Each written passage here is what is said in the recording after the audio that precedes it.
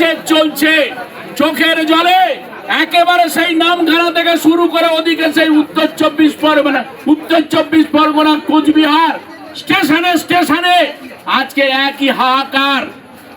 কোথায় হিন্দু কোথায় মুসলমান, সকলের বুকে কান্না। আজকের ভাত দেওয়ার কেউ নাই, তুমি আজকের আমাদের রুটি রুজি কেড়ে নিচ্ছ। যদি সত্যি গরিব খেটে খাওয়া মানুষের একটা জনদরিদ্র সরকার হতো তাহলে প্রথমে কি করতে পারতো?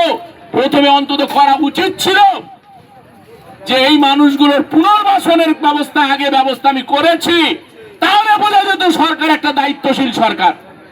তা বেঁধে রেখে আজকের উচ্ছেদ অভিযানে নেমেছে, আজকে রক্তচক্ষু দেখাচ্ছে। আমরা কিন্তু ভুলে যেতে পারি না, সরকারের লোকেরা রক্তচক্ষু দেখায়। সরকারি দল রক্তচক্ষু দেখায় কাকে? গরিবকে। আজকের আমরা জানি আদানি টাকা নিয়েছে, ধার নিয়েছে ব্যাংক থেকে 927 কোটি টাকা, আর 26 কোটি টাকা দিয়ে ঋণ মুকুব হয়ে গেছে। তারা পার পেয়ে যাবে, আর গরিব পার পাবে না। গরিব খেটে খায়, ওরা খেটে খাওয়া মানুষের উচ্ছেদ করবে।